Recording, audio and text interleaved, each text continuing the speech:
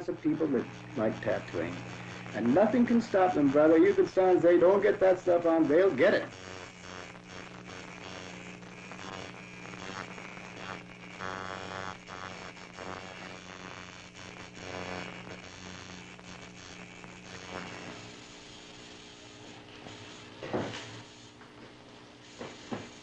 Ever since Adam and Eve, men and women have been preoccupied with their appearance.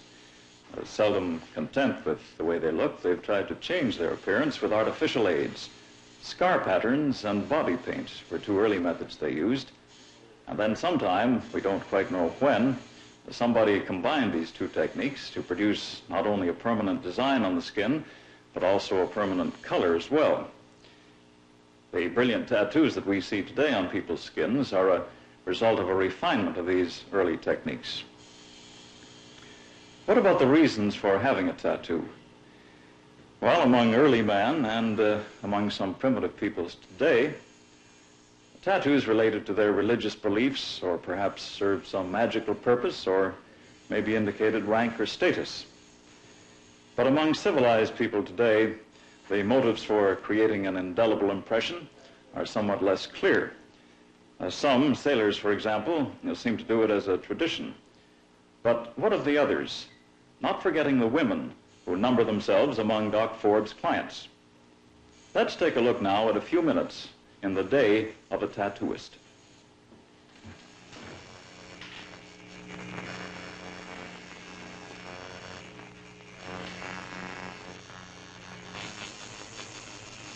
Ed, you've already had 3 tattoos done. How come you decided to have another one? I couldn't really tell you. It's just, I like them, I guess. I don't know when I'll stop, but someday. When you had your first one done, did you figure you'd have more done afterwards? Well, I had 2 together and didn't really want to go any farther, but I walked through a tattoo shop and I saw a nice little dog here on my shoulder. And you can't resist them, huh? Many of your buddies have this work done? Oh, just about all the fellows on ship. What do your folks think about it? Well, they were dead against it until we saw them. They didn't really mind then. But to start with, they were right dead against it. Actually, there's really nothing to it, is there? If you can relax, I think there's really nothing to it. How do the girls react when they see those on your head? Well, the girlfriend liked the deer, but she didn't care for the eagle and heart, and she hasn't seen the dog yet. She hasn't seen it. She doesn't think you're rather silly for having it done, though. Well, I thought myself silly at times. You were mentioning something about a pig? Oh, yes. Now, that's quite a favorite and has been with all sailors of all nationalities all over the world because it's a superstition with them, having a pig tattoo done. Of course, this is on the knee, not on the arm. It's on the knee they have it. And, of course, the superstition is a pig on the knee, safety at sea. Say a pig can't swim. He's a bit of sailor. Oh, we'll just give you a little wash down here and pull the excess colors off your skin, and that's just about as complete as we can do it on this type of job. What's that going to cost? All the instructions. This run about $8, this job, and would take about 35 to 40 minutes.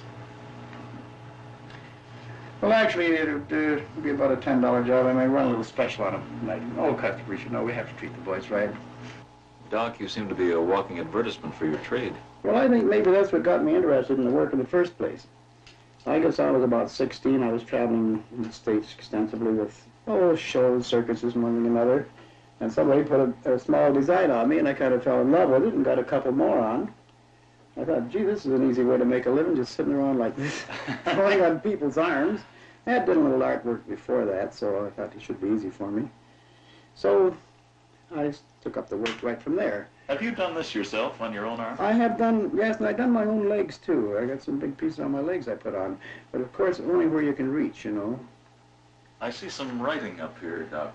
Oh, yes, so that's been on 40 years. That's a now and a skeleton head, skull. It says, "You can't fool us." Who's the us? Well, you can't fool a dead one. You can't fool a wise one. Oh, yes. Just a Well, little. I see something above there that's been obliterated, I think. There's a name written out there, too. Oh, is there? Oh, Yes, here. yes. Oh, that's my latest flame. I had a other girl's name on here, and when she seen that, I think there's a little jealousy there, but she borrowed the tattoo machine one day, and she fixed that awful quick and put her name on. She did this herself. What sort of people have tattooing done? Is there any one particular economic class, or is it all Well, through society generally? Most people are under the impression that just sailors and soldiers and drifters get tattooed, but do you know that, well, perhaps this is an exception here because we do have the Navy well represented here, and we do a lot of Navy. They're our biggest customers here. But I tattoo in Vancouver, 2 or 3 times. I'd be here 2 years, and I'll go over there for 2 years. And it's mostly all civilian business there. And the longshoremen are good customers, and the deep-sea sailors. But then we have a lot of young fellows from, Westminster and Richmond and Haney, and the surrounding countryside, young fellas that are going to college even. We even do college boys and put their alphabet on them and everything else, in Greek. Yeah. So that I would say that there isn't any particular people that favor this work at all. Why do you think people have it done? I'd say the average man that walks in here, he just wants to show his manhood, I should say, and so that the other boys won't think he's chicken. He has to have a tattoo. Or it may have been in the back of his mind for years, to have one. Do you get people who get carried away with the whole idea and want their whole body covered?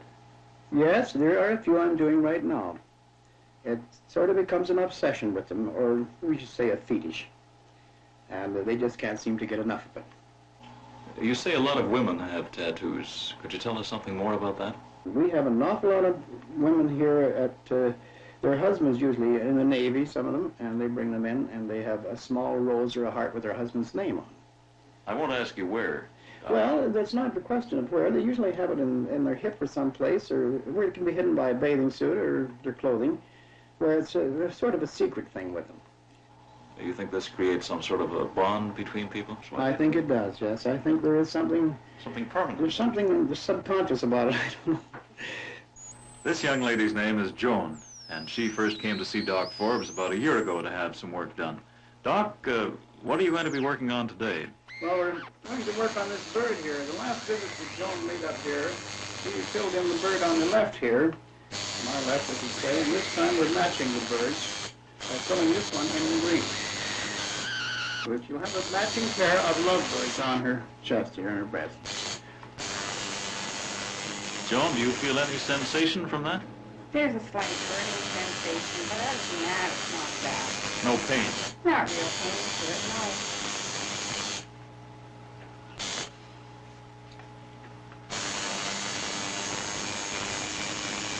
What made you decide to have a tattoo?